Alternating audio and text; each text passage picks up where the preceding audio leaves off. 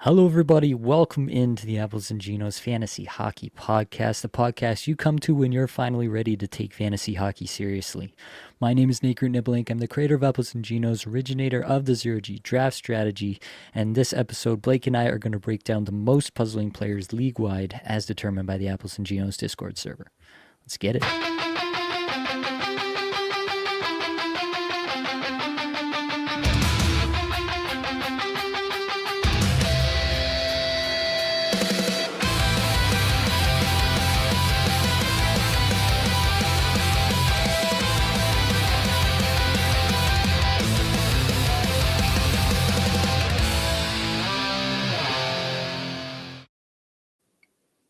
And as promised, we have a special guest for this edition of Puzzling Players, Mr. Blake Creamer, fresh off of saving some lives over the weekend, back in the building. Blake, how are we feeling? I feel good, baby. Oh, yeah. You know what? I'm really not here to contribute any content. I'm just here to get your takes live. I think because I need some help for my matchups. I'm facing this guy, Nate Groot Nibbelink, in a final here. I need to get any edge I can on this man. He's devious. He knows what he's doing when it comes to fantasy puck. Well, yeah, you should probably try scoring more than 0 fantasy points to start the day. That would be a good start. But Let's take it easy. No, I was looking at our matchup. So, for those who haven't caught up with the podcast recently, Blake and I are facing each other in the finals of the Fantasy Puck Content Creators League. And I picked up Braden Shen for this week, and he's got a goal already. So I'm feeling my plums a little bit, not too much, just the right amount. Not I don't want to be obscene, but the right amount. Yeah, and this is a live program here, Nathan. All right. True. I mean, let's wait a couple hours, then we can really get the biz. You know what I'm talking about? Right. Okay. So, yeah, I am staring down the barrel of all your, what do you got? Landeskog, Chushkin, Snuggerud, Kyrou, Lacombe, and Wedgwood coming later today. So I know that it might be a little short-lived in terms of my gloating, but I got to get the shots in while I can, that's for sure. I'm happy for you, buddy. I love that for you. All right. We got random reviews in here. When you have Rustin picked up Witherspoon, very nice. That's a good start for you.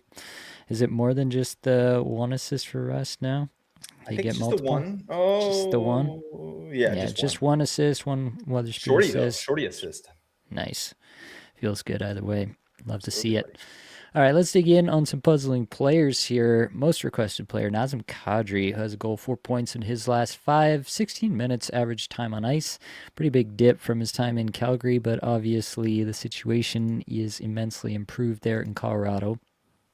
What do we make of Kadri and the new situation he finds himself in? The top 6 finally healthy for the Avs. What do you think, Blake? What do we expect of Kadri? This is a good streaming week, and yeah, let's start with this week. What do you expect out of Kadri this week for fantasy? Yeah, I mean, it should be a good one. This guy's obviously rostered at this point, but yeah, like with Colorado having the schedule they have, we're loving life. I would like to see, him get off that third line there. That's not great. Logan O'Connor and Ross Cameo Colton.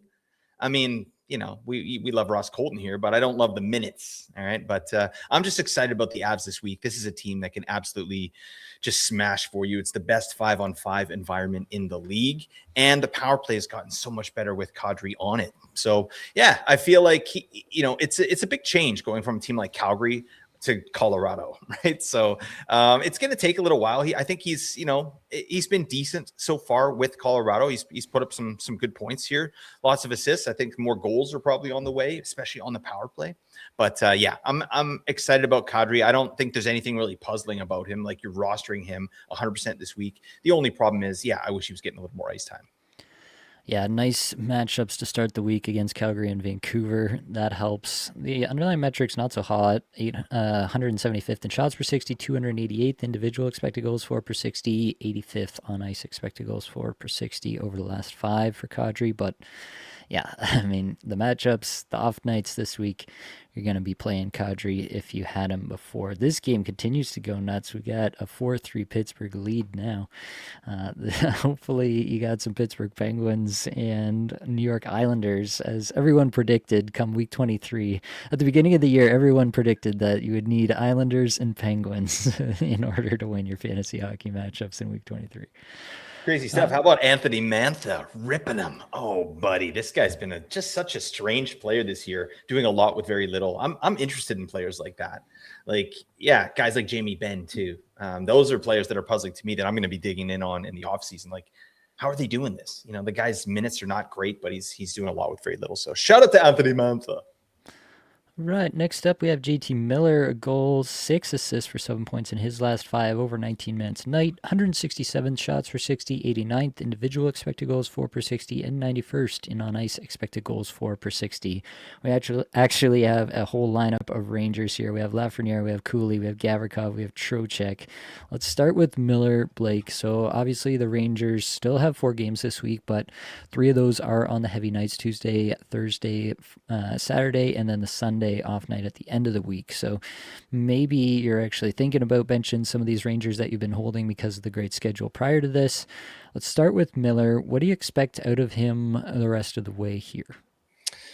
I mean, it's nice to see the production coming finally, right? And it came at the perfect time. Obviously, the Rangers had a great schedule last week. He did some stuff there, helped some people out. So maybe it takes the sting away from a really, really poor JT Miller season. But yeah, I mean, what do I expect this upcoming week? I feel like the Rangers are leaning into their youth a little bit. And, they have a bunch of rookies in the lineup, young guys. Miller's now on the third line, centering Connor Sheary and Ty Cartier. Like, that's not that's not plum deployment, you know what I mean? But he's still playing on a very good power play there in New York. I feel like the pressure's definitely off. Like, everybody knows New York stinks this year. They've been officially eliminated from the playoffs. So I expect a looser JT Miller, and I expect him to run into some points, especially on the power play. The numbers are still good, like in terms of his deployment, right? He's last 5 games, he's playing just over 19 minutes. That'll play. But yeah, I mean, we're not looking at 100-point Miller. We're not looking at 80-point Miller. I think 60 to 70-point Miller at this point is enough, right? That's enough for me to keep him on your squad on those busy nights. I don't know. What are you doing with JT Miller? Like, I've dropped some Rangers for sure. And I know we'll talk about a few more, but like Alexis Lafreniere, who we'll talk about next, is a guy that I did bounce because I was only getting him in for 1 game, which is that Sunday. But Miller, if I had him, I'd probably be playing him. What about you? Yeah, I think you can drop JT Miller if you need to. I'm not in love with the even strength line mates there. Connor Sheary, Ty Cartier. It worked last week. That's no guarantee that it will work again. Obviously, the top power play is a good spot to be, but that might not be enough if you're not getting him in. I would honestly look at it this way. If you're not getting him in for Thursday and Saturday, if you have better options Thursday and Saturday, then I probably would bounce him. You probably have somebody that you could pick up for this Anaheim game here tonight. Maybe there's still somebody out there from St. Louis, a Snuggerud or something like that. That's a possibility. If that's out there for you, then I think you should investigate it. And yeah, I would drop JT Miller for Jimmy Snuggerud. 4 games of Jimmy Snuggerud versus 2 games of JT Miller. I'd do that in a heartbeat. So if that's the situation you find yourself in, I think it's not too crazy, even given the recent stretch of good play. I just don't have a lot of faith in really anybody from the Rangers to continue at a huge hot pace rest of season. Alexis Lafreniere included. He has 4 points, 2 goals in his last 5, 18 and a half minutes average time on ice, 150th shots for 60, 207th individual expected goals for per 60, 181st in on ice expected goals for per 60. So yeah, I think he's in a similar boat. Like, I don't actually view him that dissimilarly to JT Miller for the rest of this week. I think him, Trocheck, Miller, all relatively similar. I think I would put Trocheck at the bottom of that because he continues to be completely unable to shoot the puck on net. 313th in shots per 60 in the last 5 games. It's just not working. And he's on this Will Cooley, Adam Sikora line that got the least amount of ice time among all 4 lines in the last game they played against the Panthers. It's just not a great look for Vinitro. Yep. Obviously, a friend of the show. We would love to see it turn around for him, but yeah, I'm kind of in the same place with all these skaters. I think I would potentially rank Lafreniere slightly ahead of JT Miller if it came to that. If I was deciding between which one of the two to drop, I think I might take Lafreniere over Miller, but it would be a bit of a toss-up. Trocheck, probably a cut down below that. Will Cooley, probably another step down below that, although he is got some of the better shot metrics, 76th in shots per 60 over the last 5. And then Vladislav Gavrikov. I am still rostering Gavrikov, actually. I saw that in the Fantasy Puck League, despite his recent run of absolute zeros. I was just looking at it like if he gets like one assist, I'm getting him in for all 4 games. Like what am I gonna pick up out there? Especially because I had other moves that I felt like I had to make. I had 3 guys from between Utah and Nashville, and I had to drop at least one of those. I felt like otherwise I was just gonna get completely caved in on actual games played. And so, yeah, was I going to make my third ad on a Monday to try to squeeze out one? It wouldn't have actually even been more games played. It would have just been like a forward instead of Gavrikov. And I decided the ad was more worthwhile than trying to squeeze out extra points right from Monday. Time will tell there. I'm not excited about Gavrikov. Obviously, nobody is, but that was a decision that I had to make this week after going for it last week and pulling it out. So, yeah, you could find yourself in that situation. It wouldn't be the craziest thing to hang on to him. He's still skating 23 minutes a night, and maybe 4 games of 23 minutes a night, given the fact that he has scored 16 goals on the season, 14 goals, sorry, on the season, 16 goal pace, is might be worth it enough for you to just hang on and hope that he manages to float a few by a goaltender at some point throughout the week. I've just talked on the Rangers at length, Blake. So let me toss it back over to you. Are you in relative agreement, or do you have any big bones to pick with any of the takes I've put on record so far? No, I'm just gonna let those fizzle. Yeah, just burn in flames. But no, it's rostering Gavrikov, definitely a choice, my man. I rostered him early in the year when the Rangers had the 5 games, and I could get him in all 5. That made some sense. Plus, he was getting power play 1. I don't know what's going on right now, buddy. But yeah, if you're getting him in for 4, that makes some sense. I still have some hope for Miller. I think Miller, at least this season, I think I'm putting Miller over Lafreniere, even though Lafreniere's metrics have been better as of late. I still think Miller is a better player overall. And, I think he's going to get the biz on the power play. So that said, I mean, like you said, these guys, we've been getting so many questions, hey, about like the busy nights here and how we're kind of ranking these players. And I think I do agree with your takes, whereas the Rangers, we got to bump them down the list just because they have not been good. And like I said, I really do think they're leaning into some of their young players here. And yeah, they're going to give them some run. And that means less run for guys like Vinny Tro, especially. Will Cooley is not a guy I'm interested at all. Like, I think he's a drop at this point, unless you're in a Bangers Cats league, right? Like, Will Cooley is not going to get anything done for you offensively.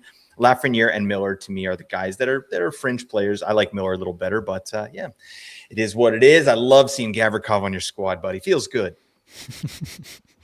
All right, let's get to the comments. We got a bunch here now. Lucio wants to know, can y'all post your teams and make a poll for who we think wins between the two of you? Well, having just outed myself as rostering Gavrikov, I don't think I'll be posting my team anytime soon for further ridicule by the general public. But if Blake Lucio, hit me up in the it, DMs, bud. I'll give you the squads. Don't worry. if Blake decides to do it, I don't think I can realistically prevent that from across the country. Redman, what should we do with goalies that get 2 games this week? Cats League, not points. 3 ads per week max. I have both Veggie and Saros.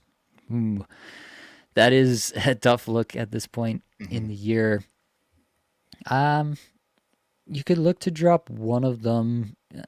If you're gonna drop one, I would drop Saros because I'm pretty convinced that Vejmelka gets both. I'm pretty convinced both of them get both games after resting for the full week here. But if you're going to drop one, I'd drop Saros. I don't know that you're going to get more games played out of a different goaltender, but maybe you have to go out and add a third goaltender. Yeah, you're probably just honestly stuck. I don't know, Blake, do you got any better ideas on what to do there? Yeah, no, I think that's exactly right, Nate. Like, I don't really see it as stuck either. I mean, you and I have talked about it all year. If you stream a goalie in, you want to make sure he gets 2 games, and you've got 2 guys that should technically get 2 games. And I feel confident as well. So you're still looking at 4 goalie starts. That'll play. That's enough, right? Focus on your skaters because to me, Utah and Nashville both have a bunch to play for. I see no reason why they wouldn't put Vejmelka and Saros in for both of those games. And you'll probably get some good performances. They're both really good goalies. So yeah, I wouldn't worry too much about your goalies. Just focus on some skaters there. Like Nate said, maybe you can stream in like a goalie stream later on if it's tight, and you can kind of figure it out at that point. But you're not in as bad a shape as you think. All right. With a chance, how do you guys like Philly centers, Dvorak and Cates? I can get them in for all 4 games, thinking about dropping Trocheck. I'm actually pretty into that idea in general. Philadelphia goes Tuesday, Thursday, but then finishes up with Friday, Sunday, which is pretty crucial in avoiding that super heavy Saturday. Mhm. Only St. Louis is the other team with that Friday, Sunday schedule at the end of the week. So it is actually a pretty distinct advantage that you get from rostering Philly players. Dvorak playing with Travis Konechny and Carl Grundstrom lately, while Noah Cates has been playing with Michkov and Alex Bump. Yeah, I think that Cates has been getting some run with this Zegras, Konechny, Michkov top power play unit, which is obviously of interest. Dvorak's underlying numbers look a little bit better. Which way would you go, Blake? If I had to choose one, Mm-hmm. yeah, I'd probably go with Cates. That makes a lot of sense to me. Dvorak he's been rosterable this year at times, especially when he's playing with Konechny and I don't remember the other winger was Zegras. Yeah, that was a nice little line. And obviously, Tocchet saw something that was working and he just blew it up. He doesn't care, right? But both these guys are viable. I'm interested in Philly back half of the week, but like just at this week, there's some clear like Monday, Wednesday guys, or now it's going to have to be Tuesday, Wednesday players. Like, does anyone have a Tuesday, Wednesday? I'm talking out of my, no one has Tuesday, Wednesday. So yeah, I liked kind of going Monday, Wednesday, and then flipping over to Flyers. But I mean, at this point, you're getting your Monday game, you drop somebody, and then you pick the Flyers. That makes some sense to me. So yeah, I'd rank it the same way: Cates and then Dvorak. Yeah, I think they're both pretty equal in my eyes. You could tie break to who's on top power play currently, but it's just as likely to change by the next game, as we all know. Puck Screws, hey guys, should I drop Sergachev this week? Playoffs, I can fit him in both Thursday, Saturday, but maybe better to drop. Really depends on who you're going out to grab. Like, if it's your typical 12-team league, there's not much out there in terms of D-men that you can add. If you can fit a forward in, or if you can turn that spot into a forward streaming spot, and there are actually some really decent guys out there, like if I'm just going to throw a name out there. If Chris Kreider's out there and you're still kind of filling up all your roster spots, but you can go get Chris Kreider for tonight and for the rest of the week, then that's the spot where I might actually consider it over Sergachev. What about you, Blake? Yeah, I mean, again, it's the two games. Sergachev's been hot lately, so that kind of makes it a little bit harder. But it's been assists, right? He's not out there just driving a bunch of plays. He's picking up some assists on some really good offensive play from the forwards there. So, I think you could drop him, but as always, it depends on the ad. This Nate just sniped Chris Kreider from me right at 3 a.m. on Yahoo here in our matchup.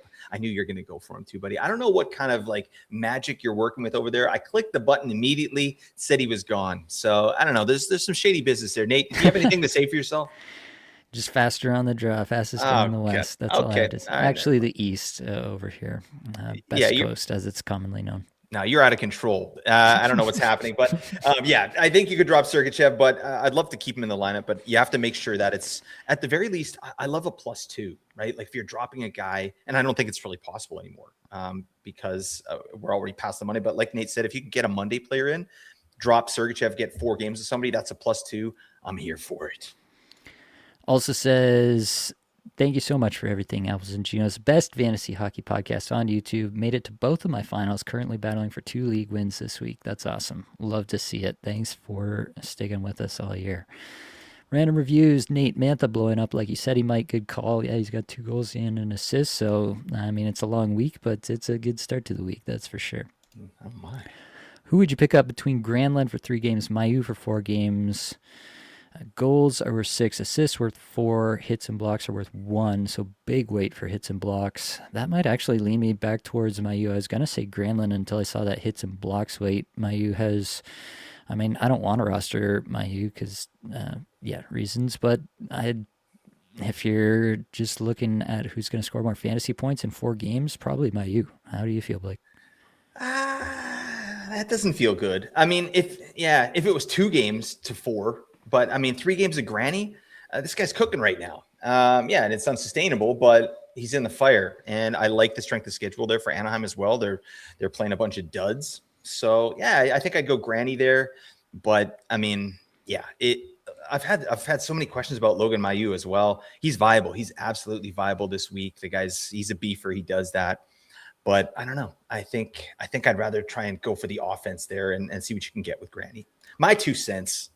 All right, Sam King just won my 10-man head-to-head points league. Thanks to you boys for all the advice and help this year. Won some money as it's a $100 buy-in league. Very nice. Congrats to you. Well deserved, I'm sure. Legend. Bradman, can you please add Cartier Monahan to the sheet? Uber deep, I know. I can add them, but I will already tell you what you should do with them, and that is punt them into the sun and never think about it again. The underlying numbers are not hot here. Cartier's best recommendation is that he's playing with JT Miller at this point. You heard me say that I would consider dropping JT Miller if I wasn't getting him in for games. So, yeah, that's about where I'm at. I mean, Bangers Cats, Cartier is throwing the body around, actually. Kind of won me the category in my Bangers Cats league last week with those off nights. So there is that. Go in for Ty Cartier, but if it's not Bangers Cats, he's gone. With a chance, thoughts on Sharks players, Eklund and Wenberg, some Celebrini exposure there. We can add those two to the sheet. Off the cuff, Blake, Eklund, Wenberg, you have any interest? Yep, for sure for the Monday, Wednesday. But yeah, you're gonna have to act fast. I think Wenberg, I like the time on ice, but he's not dangerous in any way. Like this guy's out there, he's a glue kind of player, right? He walks so his line mates can run, right? He's doing all the defensive work, the breaking the puck out of the zone, but he obviously has the trust of the head coach there. He gets a ton of minutes. So I'm here for it. I think he could do a lot worse. I mean, he has had power play one in the past. I haven't checked recently here. Is he getting power play one right now? Wenberg's still on power play He one. is. So yeah, I'm going Wenberg there all day. Eklund's minutes have been down a little bit, and that's a bit frustrating because he's a much better offensive player than Wenberg, but he still needs to learn how to play on the right side of the puck. Am I right, Nathan? I think he does pretty well for himself, to Oh, be quite damn. honest. I mean, it's 18 minutes a night, but Wenberg getting that 20-minute a night treatment, Yeah. shorthanded time as well. He's just going to be on the ice more. I think it's pretty close to a tie for me, but with Wenberg currently on power play one and neither player attached to Celebrini at even strength, I think I would probably just default to the power play one guy and hope he runs into something there. Ricky Garcia in the semis need to bring Rantanen off IR, drop Montour or Sanderson. Would leave me with 3 healthy D-men until Sanderson is back. Less willing to drop Sergachev, but open to ideas. Interesting. I don't know, Blake. You have an immediate take. This is breaking a tie 3 ways. Yeah, I think if I'm understanding the question properly, like you've got to get Rantanen in. Like Sanderson is already out, so is he in your roster? Like we need a little bit more context there. Is he in your roster because you can just switch them, obviously? But if you're looking at dropping a player, like pull that question up again, Nate. Who is the other player? So it's Montour and Sanderson and yeah. then Sergachev. I mean, it sounds like Sanderson's not going to play the next game as well, right? But he's close. And that said, too, he's also coming off injury, so I don't know how efficient he's going to be. That's a tough one. Like just straight dropping one of those players. I think you can drop Montour. Like Montour's playing all the busy nights. He's got good metrics. That's it's kind of a weird one, right? Because I don't know the context of the rest of the team there, but like what I guess you'll get 3 games of, let's say you get 3 games of Sanderson, right? Because you're not getting the Tuesday, but you technically could get the Thursday, the Saturday, and the Sunday. So I'd take 3 games of Sanderson over 3 games of Montour. So if we're saying that Sanderson comes back on the Thursday, then I think you could drop Montour. Yep, I think I'm in line with that. Lucio asking if we can throw Kreider, Terry, Ronick on the sheet. Could do something like that. Buddy, there's some Leafs news. Did you see this? What's going on? I'm deep in the weeds here. Yep. Give it to me, Neil. Give it to me, Neil. Neil, your boy, Brad Treliving, got the boot. Why would they do that now? I don't know. That's pretty odd, actually. It is, but yeah, he's gonzo, buddy. So yeah, they don't have any. Yeah, I'm just seeing now. Like we haven't heard what the replacement is or who's the interim or anything like that. But Tree Living is tree dying currently right now. Okay, he's not in business anymore. Yeah, what are your thoughts on that? I mean, my hopeful take is that this means that they have another candidate in mind and they're really going after him hard right now before any other team gets to him. And hopefully that means that it's a good candidate and they're not going to do the ridiculous thing they did when they let go of Dubas and, fart around right at the draft and not allow, or right at the free agency and not Yes. allow the new general manager to have any say whatsoever. So hopefully this means that whoever they've got in their sights is a good one, and they'll have some sway and some ability to make changes, which are pretty obviously desperately needed with the Leafs organization right now. So I don't know. It's it's obviously been not a great season, and he deserves to get fired in terms of hockey, how hockey goes year to year. So I think it's probably a good thing overall. But the with the Leafs, I'm never gonna get too excited I about, know. an influx of new blood. It's the same excrement in a different color. Chris Kreider, 4 points, last five, 138 shots per 60, 51st individual expected goals, 4 per 60. Troy Terry, 33rd on ice, expected goals, 4 per 60. Yeah, I like both of these guys. I think they're really good at hockey, and they're in a pretty good spot to continue to do that this week. Anaheim has just an absolute murderer's row of teams this week with the Toronto Maple Leafs, the San Jose Sharks, and St. Louis Blues, and then the Calgary Flames to top it all off on Saturday. So yeah, if they don't come away with a bunch of goals this week, then I would be shocked, because they should absolutely rack up some goals on those teams. The Blues have been playing good defense. I shouldn't sell them short. They've been playing good defense, especially 5v5. So might be the toughest game of the week for them, but that is saying something. Philip Hronek, 3 points in his last five, over 25 and a half minutes average time on ice. I think Hronek is good, pretty good to roster for the week here. Mhm. Vancouver's got 4 games, if I remember correctly. Yep. Yeah. Yes, right. Monday, Wednesday, Thursday, and Saturday. I like Hronek for this week a lot, and don't mind getting him in wherever you can. All right. Dirty Deed. My second, third, and fourth round pick come from Preds in Utah. Forsberg, Yossi, Keller, Saros is keeping these guys till Saturday and then dropping on Sunday to move. I have a max of 4 moves this week. That is a rough spot. I would probably try to find some way to get some games played out of at least one of those roster spots. I said about, my team, I had Schmaltz, Gunther, and Forsberg on this fantasy puck team, and I dropped Schmaltz just because I felt like I had to get some games played back, give myself a few more outs at a big night from a different player. So yeah, that is a tough look. I think Saros is the only guy I feel like I could consider dropping though from that Mhm. list. Yeah, might be something we have to factor into some draft day conversations next year. If there are, you don't want to have too many players from a couple teams that have this kind of schedule in your fantasy finals, because even if you get there, it might be tough sledding. Did you guys already look at Weatherspoon and Neighbors? We did not, but I can tell you right now that Weatherspoon's underlings are not terrible, and that is pretty much exclusively due to the fact that he plays with Eric Carlson all the time, playing over 20 minutes a night. I can also tell you that Neighbors does not look good, because I was considering him in a league, and yeah, he is 386th in shots per 60 over the last 5, playing under 14 minutes a night. It's been a really rough stretch for Jake Neighbors over the last little bit, and I just completely passed on him, even though I would have gotten an extra game played out of him in a spot this week. So that's where I'm at on Jake Neighbors. Anything to add on those two, Blake? No, no, I think you got it. Yeah, I mean, Neighbors could and probably should be rostered for this week, but it's definitely a deeper league ad. Like, it's not going to be a league winner. This guy's getting okay minutes, but in and around like 14 to 15 minutes a night. It's bare minimum that you need for a streamer, and there's a lot of better options. All right. Callie, hey, gents, could you look at Connor Brown? Let's take a look at Connor Brown. 2 goals, 3 points in his last 5, 20 minutes a night, which is pretty nice. 205 shots per 60, 167 individual expected goals, 4 per 60, 70th, and on ice expected goals, 4 per 60. Obviously, been getting a lot of Jack Hughes exposure as of late. Top line, top power play. Never a bad place to be if you are a journeyman winger on the New Jersey Devils, as Connor Brown is. Mm-hmm. It's a nice spot. If you're getting him into games this week and you can continue to do so, I don't mind it. But I'm not gonna move heaven and earth to keep Connor Brown on my team.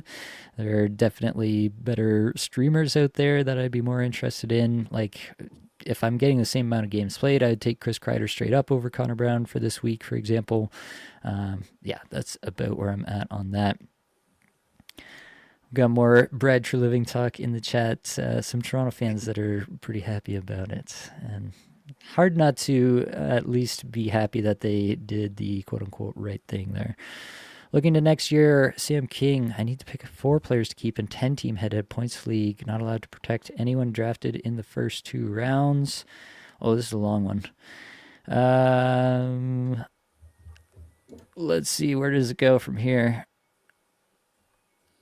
There's a whole lot to this one. Kyle Connor, Matt Boldy, Matt Kachuk, J Rob, Darlene. Who should I protect? Can only choose 4. Your thoughts, Blake?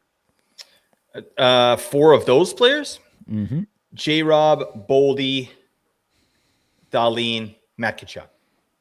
Agreed. Boom. Got it done. All right, what do we got here? Just a couple of absolute beauties. Who, us? Too bad someone's going to have to take an L this week. Trouble in Paradise. Yeah, we'll see if we have a podcast after this week. Not for me. Not for me. So that's fine. I'm excited, buddy. This is epic. We've been playing together. Like Nate and I, we were in a lot of leagues together this year. I think three. Yeah.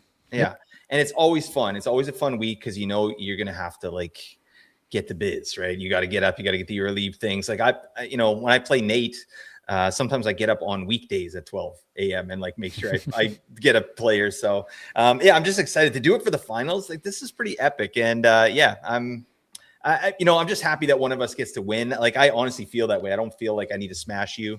I want to, but if I don't, I'm not going to be upset about it. Well, maybe I'll be a little bit upset about it. I'll probably take a little sabbatical. But I'm excited. I'd smash you any day, Bunny. Oh, thank you, Bunny. Bunny? Is that what came out? That's a Freudian slip. God, Avalanche are killing Calgary right now. So that's shocker of the century there. Yeah, there we go. What's the play here? Currently have Ingy, Lion, and Bussy. 6K, Hofer, and Dobish are available. Would like to use one of my 3 ads for the 2.5 weeks matchup on one of them and save the other 2 ads for a forward. So you've got a 2.5 week matchup starting this week. Interesting. Yeah, I think I'd be interested in Hofer. As I mentioned, the Blues are actually playing really good defense currently. Hofer goes tonight, so if you can get this in before that starts. Dobish would be my other consideration. Your thoughts, Blake, and who you would drop if you're going to do that? Oh, I mean, I hate the defensive environment there in Edmonton, too, to be honest. And also Lion, like UPL, they changed the goalie rotation there in Buffalo. So UPL is getting 2 straight games. So I don't know. I think you could drop all 3 of your goalies, honestly, if you wanted. I think Dobish is the guy I would add over anybody. He's playing unreal right now, and Montreal's feeling their plums for sure. But I might go, like if you're looking for one, I would go Dobish. That's my thoughts there. I'm definitely concerned a little bit about Bussy in Carolina, just Carolina in general, and the quality of chances that they give up. Like, I read something recently about, they suppress shots and stuff, but they don't suppress chances. So Bussy, for him to succeed, he has to catch bullets in his teeth. And he was doing that a lot of the year, and then it sort of fell back into, where it probably should be. So we'll see how they finish. But I like Dobish there. All right. I would take Hofer. So make your choice and then come tell us who is wrong at the end of it. Okay, Cats League, final goalie pickup suggestion. Man, lots of goalie stuff. This is our bread and butter here, Blake. Reading Hofer need to pick up one of Vladar, Dobish, Ingram. Wins, goals against average, save percentage, and saves. Thanks for everything this year, fellas. Ooh, so basically, it's an even split between volume and rate stats there. Montreal goes Lightning, Rangers back-to-back against the Devils this week. What's Philly got? They got the Capitals, Red Wings, Islanders, Bruins. Not really any better. That is a tough look. I think I would go Dobish there. You agree with that one, Blake? So okay, definitely Dobish. And I like Vladar too, but Dobish to me is the clear number one there. I don't trust Philly's offense. I think defensively, and Vladar is great. Lucio, Nate ranked these men what order you'd rather cross streams with: Tony D, JT Miller, Marshawn, Logan, Mayu, please. It's That's got a to be great Marshawn at question. number one. Oh yeah, and with a bullet, Brad Marchand number one. I feel like he would make that a good time for everybody for sure. The other guys, like, oh man, that is just a rough look overall. I would feel unclean from having crossed the Yeah. streams with these men. Just a triple stream of hate, just right there, just going down the drain. We don't know what's happening, but I'd still do it. All right. Yeah. I can't quit JT Miller, even though the man is an ultimate dingus. I got a little bit of a soft spot for him. Oh right, what do we got? We got to get through this. Would you take Kreider over Mayu or Granlund? I would. You, Blake? I'd probably go Granlund. Actually, what am I talking about? No, I go Kreider. Yes, that is the correct answer. I can add Kreider or Seneca tonight, but I need to drop one of my D-men. I got Clark, Sergachev, Fox, Chikrin, and Lacombe. Already picked up Granlund this morning, but what do you think? That is tough. LA goes Wednesday, Thursday, Saturday this week. Ooh, Yeah. I don't know how I feel about any of this. I think it's between Clark and Sergachev for me. Mostly just based on the games played here. I don't know, Blake. You gotta lean between Clark and Sergachev. I mean, probably Clark. Okay. But I don't know. Do you need Seneca? Like Seneca should be rostered, so he should be. I would take. You can add Kreider or Seneca. Jeez, and you already have what did he say? Yeah, Granlund. Granlund this morning. So yeah, I would instead of Granlund, I would have picked up Seneca. So sorry about that, Puck Screw. But yeah, I think I don't know. I'd have to see the rest of your roster. I think you could drop Clark or Sergachev. I'd be leaning Clark. I just think Sergachev is, he's hot right now, and that could continue. 2 games of him versus 3 of Clark. I think I'd rather Sergachev. Okay. If you're getting an extra game out of Clark, I would drop Sergachev. So throw that in there. Who has more potential, Martone or Mishkov? It's tough to say with Martone having not played at the NHL level. I think in terms of just raw points, I think Michkov probably has more raw point potential in terms of actual overall fantasy goodness and the potential to play 18 minutes a night, even under Rick Tocchet. Martone might have him beat there. So, yeah, I'm into both players, though. I think the Flyers have a couple good ones there. Redman, I'm going to miss this. Can't believe it's the last show of the year. Going for the championship in 2 leagues and third in another. Humbled in Cupful Tier 6. Yeah, it happens to the best of us. Don't feel bad about that. But it is tough to get to the end of the year every year. 2 power play goals from Kadri. Thanks, guys, for blessing him. Yes, we did all the rites and incantations. Spectacles, testicles, wallet, and watch. There you go. How do you rank Landeskog, Nichushkin, Lehkonen, Taves? Luke Hughes, Dobson, Jones. Also options for myself. It would be Landeskog, then Lehkonen, then Nichushkin, then Taves. I think I'd take Luke Hughes. He's been getting on top power play. I'd take Luke Hughes over. Actually, I'd probably if you're getting the same amount of games played out of all of them, I'm just going to make that assumption because otherwise this turns into a ridiculous endeavor. So if you're getting the same games played out of all of them and it's a more standard points setup, I'd go Landeskog, Lehkonen, Luke Hughes, Seth Jones, Devon Taves, Noah Dobson. Final answer. Oh, you're out of control. All right, What I would you like do? that. Landeskog, Lehkonen, Luke Hughes, So basically exactly what I said. Nichushkin.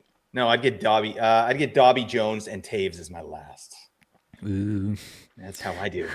Oh, appreciate your insight, fellas. No problem. Dirty Deed is going to drop Saros, Buchnevich, or Neighbors. Thanks for being absolute beauties. I would go Buchnevich there. Neighbors, I just don't trust. Under 14 minutes, at least Buchnevich is going to be on the ice and have the potential to score a point because he's actually physically playing the hockey game. My U crossing streams is diabolical. I would agree. I'm in the finals, going 60-40, so I'm guaranteed 800. First is 1,200. Oh, nice. Oh, my God. Made the agreement in advance. I like that. Like that. Guarantee yourself some good stuff. I don't mind that at all.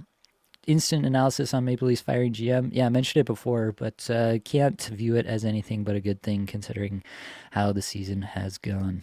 But Cora, hey, Nate and Blake, just wanted to say thank you for the amazing content. Been super helpful in making my first finals. Congrats. Also, Legend. Blake, regarding the Canucks, are you a McKenna or Stenberg guy? I think we've established this, right, Blake?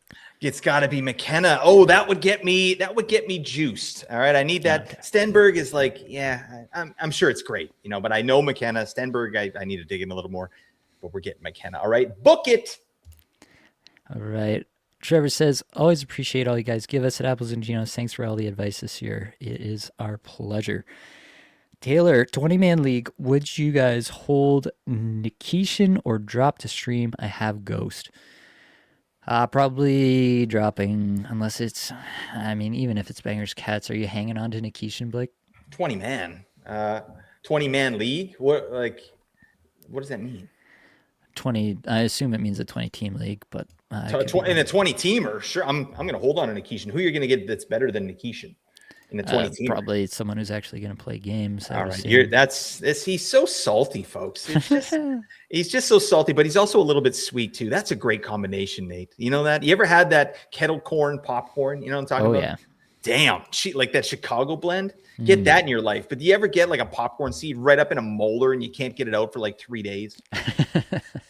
Yes. And then it gets infected and you have to go to emergency dental surgery. Has that ever happened to you? Not to that extent, no. Okay. Yeah. All right, we got to get back to the list or we'll never get through it. Where did we leave off? I think it was Braden Point, the bane of my existence in Kikuful. Just 1 goal in his last 5 games. 18.5 minutes average time on ice, 149th in shots per 60. 31st still in individual expected goals, 4 per 60. Most ludicrous stat on the planet is Braden Point's expected goals this year. 63rd in on-ice expected goals, 4 per 60. 25 goals, 69-point pace. That's not very nice, Braden Point. I expected more when I drafted you. On the season, this man ranks 6th in individual expected goals, 4 per 60, and has converted on none of it. 15.2% shooting percentage after rocking 20% shooting percentages the last 3 years in a row. I don't like it. I don't like what's happened to my Braden Point, and I think a lot of it is Darren Radish, to be quite honest with you. I think Braden Point became a bit of an afterthought on that power play once Radish started pumping the net full with that 95-mile-an-hour slapper, and I honestly think that's a pretty good chunk of what happened here. Sorelli playing center for Kucherov the last little bit certainly hasn't helped either. Point has been Kucherov's center for the vast majority of the time that they've both been on the Lightning. And so, yeah, I think it's a bit of a combination of those two things. Anything to add, Blake? No, I think you're bang on. All right. Wow. Just a I know you want to move it along, Nate. Yeah, so I'm just happy to be here. All right. Philip Broberg has 4 points in his last 5, almost 24 minutes a night. 188 shots per 60, 148 individual expected goals, 4 per 60. 41st in on ice expected goals, 4 per 60 is Broberg. I don't trust it still with Broberg. He is getting the top power play look there on the Rob Thomas unit. Yeah, it's a streaming option for this week. If you need to get those off nights in, Broberg is a way to do that. And I don't hate it. I just don't know that you can reasonably expect it to continue at a 4 points in every 5 games pace. Oh, you're just throwing it to me? Yeah, I think you got Philip Broberg's a must-add this week, right? So to me, this he's great for fantasy. He's not great in real life. Like, this is a young player is actually going to need to learn how to play on the other side of the puck. But he's great at zone entries, and his offensive skills are pretty darn good. So, yeah, I think this is a guy that maybe we'll be interested in on really, really late or in deeper leagues next season. All right, a couple of Boston Bruins here. Morgan Geekie, Elias Lindholm. Geekie has 4 assists in the last 5 games, but no goals. Lindholm has 4 goals and 5 points in his last 5. Geeky, 224 shots per 60, 214th individual expected goals, 4 per 60, up at 17th in on-ice expected goals, 4 per 60. Elias Lindholm, 37th shots per 60, 70th individual expected goals, 4 per 60, 57th in on-ice expected goals, 4 per 60. Both guys in and around 17 minutes average time on ice. Lindholm and Geeky have been playing on a line together with Lucas Reichel, which is not ideal. And then the power play, they've been doing some interesting stuff there. The unit that got the most time in the last game was Arvidsson, Pasternak, Zaka, Middlestat. I don't think that's going to continue, but that is concerning for these two players and their ability to keep putting points up. Where are you at on these two Bruins, Blake? I mean, yeah, I like the players, in a bubble. Obviously, Geeky's had an amazing year. It's funny to me how Pasta has become the facilitator on this team. And Geeky is the trigger man, whereas Pasta is the guy that has like 60 goal potential. So it just shows the talent of David Pastrnak and his ability to do that. But yeah, what's going on in Boston right now is Casey Middlestat, Pavel Zacha, and Victor Arvidsson are popping the hell off. And then Elias Lindholm and Connor Morgan Geeky are getting the remains, right? So they're sagging a little bit. So I feel, I mean, I'm not saying go get the second line over these guys, but it could be a little bit of a slog before it gets better because the second line's cooking right now. And as you mentioned, they're starting to sprinkle some of those second liners in on the power play.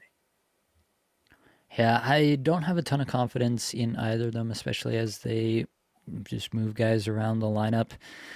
It's a decent spot this week with 4 games played, but if they're not playing the Thursday, Saturday for you, that is a little bit rough, especially if you're only getting them in against teams like Dallas or Philadelphia, who plays some pretty good defense game to game. Yeah, I wouldn't be mad at dropping them if there are better options out there for you. Let's move on to Jake Neighbors. As you mentioned before, just a couple assists in the last 5 games. It's been a while since he scored a goal, under 14 minutes average time on ice. I basically was uninterested in picking up Neighbors. He was available in all spots this week for me, and I did not take the bait on any of those. Having said that, he'll probably score a whole bunch of goals this week. Make me look stupid, but there's nothing to recommend him to us in terms of his underlying stats. Mayu, we talked about a bit, does have some good underlying stats here. 22 minutes a night, 3 assists in his last 5, 57th in shots per 60, 32nd individual expected goals, 4 per 60, 108th in on-ice expected goals, 4 per 60 on the second power play unit for the St. Louis Blues currently. And doing a bit of banging, like a little bit over a block and a hit per game, so he's not a minus for you there either. So that's definitely something you can look at this week if you need to. Let's stay with St. Louis and talk about Kyrou. You picked up Kyrou this week, Blake. Obviously, the potential for those big games is always something that's there with Kyrou. He's got a couple goals, 4 points in his last 5. Still skating just 15.5 minutes a night, 194th shots per 60, and 242nd in individual expected goals, 4 per 60, 200th in on-ice expected goals, 4 per 60. It's power play 2. It's Buchnevich and Neighbors as his most recent line mates. Neither of those guys are too hot. Where are you at on Kyrou? Do you think he'll have a big week? I mean, I'm hoping he has a big week, but I can't sit here and be like, yeah, he's going to be great, right? Because you talked about this last night in your show where it's just like the top line is doing so well, and then everyone else is kind of falling off. And Jordan Kyrou is part of that's falling off. So this is kind of wish casting a little bit and trusting the talent of the player because his metrics in the last 5 games, not great, but his metrics on the year, like this is a guy that pops the hell off. Like on the year, he's 29th overall in shots to goal per 60, 22nd overall in individual expected goals, 4 per 60. The problem is just under 16 minutes average time on ice. Can't endear himself to the coach there, but the talent of the player is too much for me to leave him on the wire. So I think you got to have him in a week like this. Yeah, I don't hate that, especially as a guy, just as a streamer. You want a guy who you think can pop off as a streamer. And if he does nothing, then, that's honestly most streamers, if we're being honest with ourselves over the course of the year. Most streamers don't work out terrifically, but you want a guy who could actually make a difference and actually win you your matchup if things go right. So I think Kyrou fits the bill there. Josh Norris, obviously one of your favorites here, Blake. Not the hottest stretch for him as of late. Just 1 assist in his last 5, 15.5 minutes average time on ice, 249 shots per 60. Still up there at 35th in on-ice expected goals, 4 per 60. On the top power play, but not getting a ton of even strength time on ice there. What do you think about Josh Norris at this stage? What should we expect from him moving forward? Yeah, I mean, I think he's become streamer level to me, and he probably was like for most of the season, honestly. But I just love the value for Josh Norris in draft season, and I think right now, like it's nice to see that his on ice numbers are still good, right? So his line is generating some chances and shots. It's just he's not really getting in on that, and he's not a big shooter or chance generator himself, right? So all that to say, I think that better days are ahead for Josh Norris, but I feel like you can easily drop him, and there's probably guys that you can get in, like any of these St. Louis guys. I'd take Jordan Kyrou over Josh Norris this week in a heartbeat, right? There's like players like that. Even Logan Mailloux, I'd take, 4 games of him over 2 games of Josh Norris. I think that makes a lot of sense. So yeah, thank you for your service, Josh. I really like him as a player. I bet he could have a big playoffs for this team because he can get hot, and he is usually a pretty efficient player, but it just has been happening lately. All right, Mark Stone, just a couple goals in his last five, still 21 minutes a night, 226 shots per 60, 129 in individual expected goals for per 60, up at 24th in on ice expected goals for per 60. Blake, do we think that Tortorella can re-unlock the 100-point pace of Mark Stone? I don't know, man. What a debacle. Like what's the thinking here? I know you talked about it a little bit last night. I don't know. The only thing that Torts can bring to this team right now is a bit of a slap in the face, right? And that could either help or it could pile on. And I'm not sure what's going to happen. Like Torts said in his conference today, like, yeah, he's not here to change anything. He's just here to, kind of change the mindset. Like, that's how bad it is in Vegas. You brought Tortorella in here to help you with your mindset. All right. These aren't like orphan animals, John Tortorella, like where he's going to be like a lovely human being. These are players that, he's such a dingus, and I'm not here for it. I was really glad to see that Tortorella is signed on just for the end of the season and the playoffs. That's it. Like, they cannot go into next season with Tortorella unless they just go on an absolute tear and win the Stanley Cup. Then, of course, Tortorella's back. But back to your question, I just think this is the whole team is sagging, and this is a wake-up call. Mark Stone has said it's a wake-up call. Mark Stone also said that he thought that Bruce Cassidy lost the room a little bit. So, put your money where your mouth is, my man. Now you got Tortorella in here. Like, does that feel good? All right. Like, I think he's going to be motivated. Mark Stone is a gamer, and 100-point pace, no. 80-point pace, maybe, right? We've got to get that power play going. Yeah, Elliot Friedman on the 32 Thoughts podcast was saying that it sounded like Cassidy had pretty much lost the room by the end of last year. And so they kind of went through a whole year of them not really enjoying each other's company. And finally, they had seen enough, I guess, but pretty interesting overall. We'll see. I think like the new coach bump is a real thing. Yep. Guys, will perform for a new coach, try to make a good impression. That is a real thing. We see it year after year. So I do think they'll get a bit of a.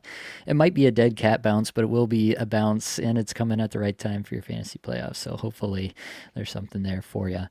Anton Frundell, 4 games in the bigs, 4 assists for the young man, 17 and a half minutes average time on ice, 92nd shots per 60, 314th in individual expected goals for per 60. So they're coming from some distance on average there.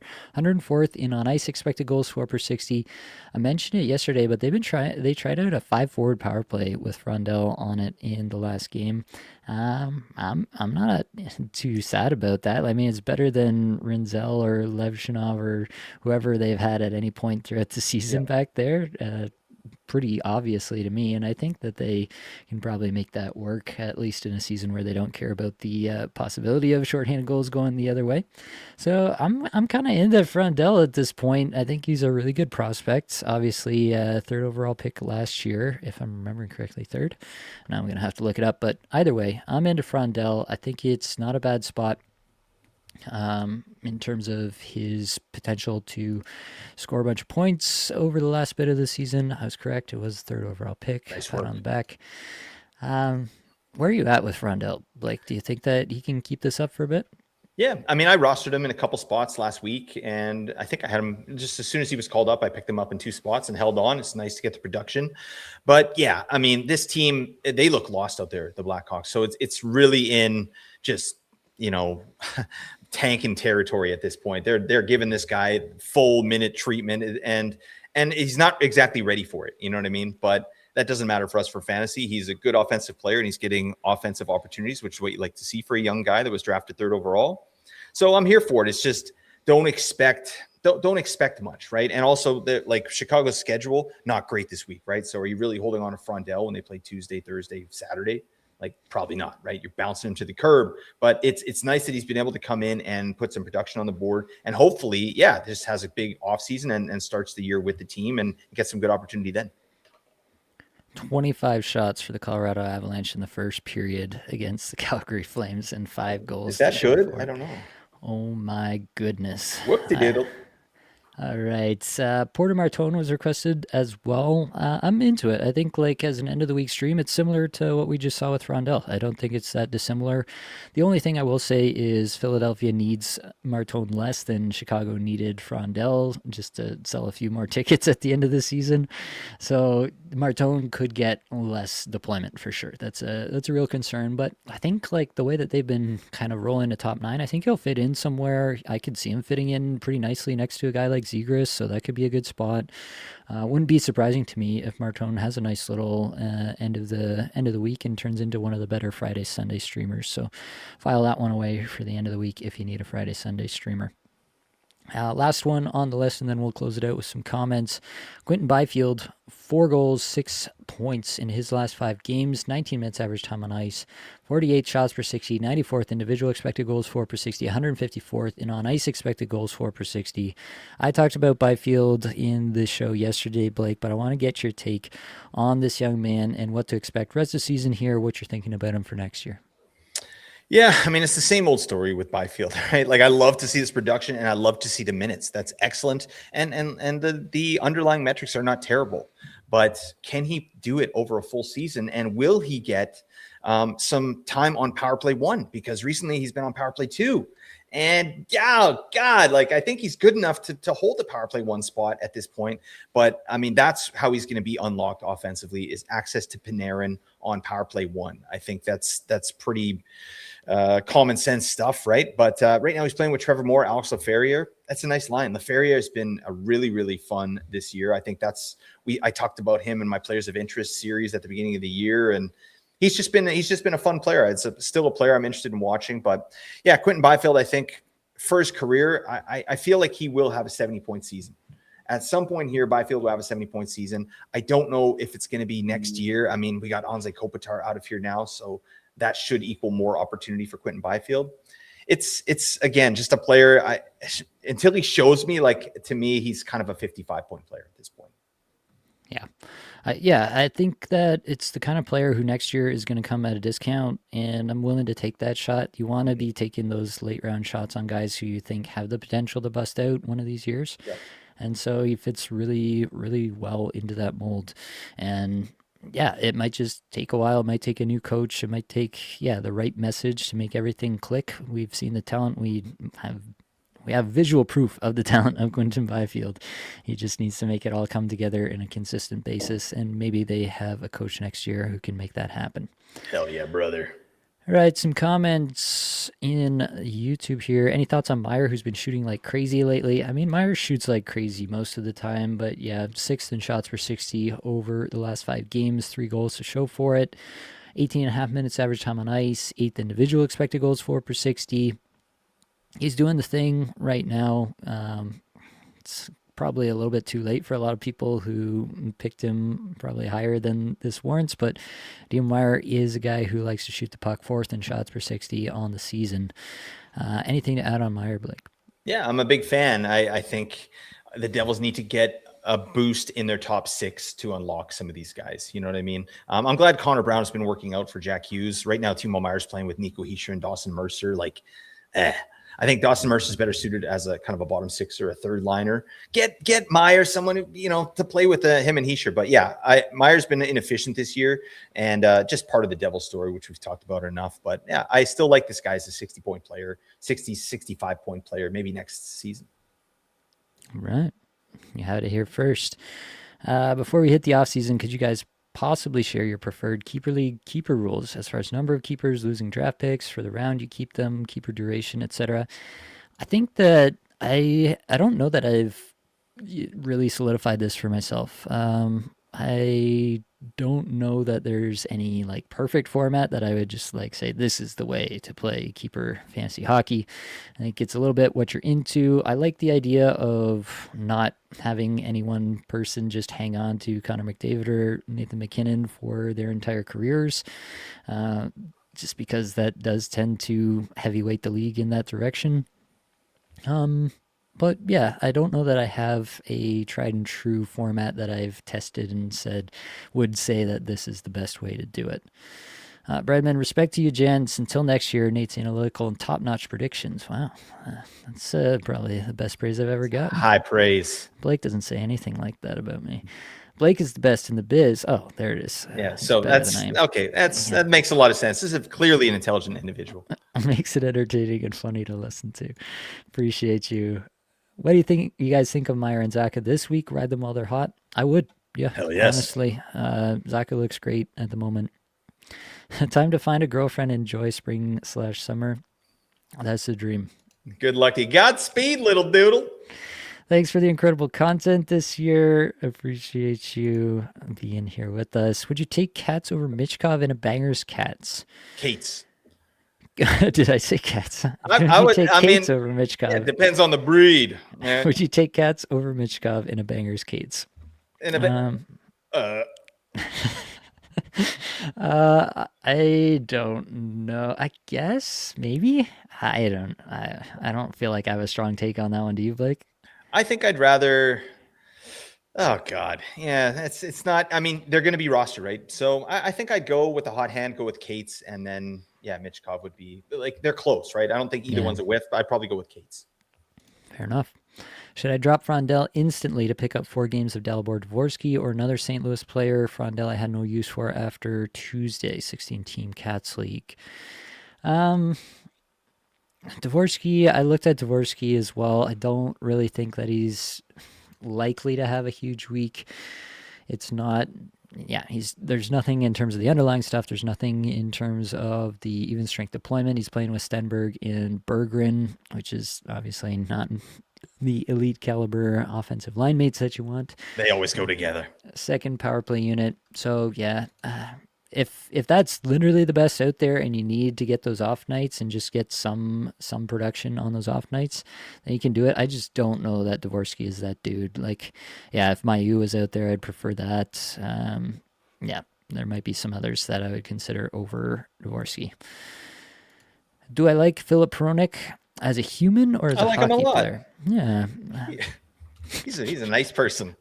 Actually, he's a salty, crusty old barnacle, but you know what? The people in Vancouver love him. The team, I mean, like he's really well liked, and he really gives a crap about these guys. And he's been really good for the young players here in Vancouver. But I think he's had a pretty damn good year, all things considering, here in Vancouver, ain't it? Yeah, I really like Philip Hronik. I would continue to roster him for the rest of the year at this point, even given the situation in Vancouver. 3 games of point or 4 games of laugh. Actually, that could be either. Oh no, only 3 games for LA this week. I was going to say that could be either Laferriere or Lafreniere, but I think it's only 3 games of LA. So Lafreniere, 4 games of Lafreniere or 3 games of Braden Point. That's a real question to me, honestly. At this point, I'm pretty fed up with Braden Point. I think probably the quote unquote correct answer is Braden Point, but maybe you need to take this one, Blake. I'm feeling a little bit some way about Braden Point these days. You got to go with your studs. You got to do it. Braden Point. I mean, Cooch has been out for the last couple games as well. You get Kucherov back in the lineup. That power play starts going again. Braden Point has been abysmal on the power play this year. It's crazy. So I agree with you that Radish is the reason. I think he's one of the main reasons there. But I also think Braden Point's been insanely inefficient. He's not bearing his chances. So I think there's some headroom there for him to start getting some points here. And I think the team wants to get him going as well. So all that said, 3 games of point, I'm taking over 4 of laugh. Book it. All right. Drop Marchenko for Dobish, currently only rostering 1. Would play him once this week and can play other wingers like Slav and Genther next week if I get there. How many games? What's Columbus? They're Columbus has all got the busy 3 nights. games, and they're playing Carolina twice and Winnipeg once, which is not ideal in terms of fantasy output. I think it's a realistic problem. I find it hard to drop Marchenko. Yeah, it might be your best bet. It might honestly be it. Like, just looking at your other 2 guys there and what they can do on a game-to-game basis, Slav has been great on the top line in Montreal as of late. It might be the best move, at least with the information given here. That might actually be your best move. Can we get some love for Pavel Zaka? Dude just carried me through quarterfinals and semis. Yeah, he's been on a run. Zaka's he's in that range of a player. Like the end of season stats are never gonna be terrific with Zaka. He's never gonna be a consistent fantasy player, I don't think. But he will have stretches like this, and you should be on him when he's on one like this. All right, Blake, you got any parting words of wisdom for the people before we get out of here? Just thank you so much for your patronage here this year.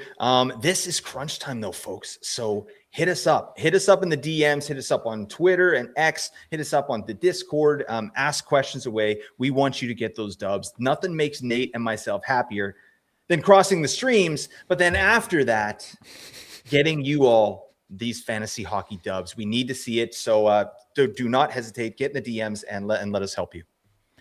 All right. That's all we've got for this episode. Hopefully it brought you some value. I hope you get a little bit better at fantasy hockey today. All the advanced stats you heard today came from Natural Stat Trick and 18 Skaters. Many thanks to Matt Creamer for supplying music for the podcast. That's it, folks. Much love.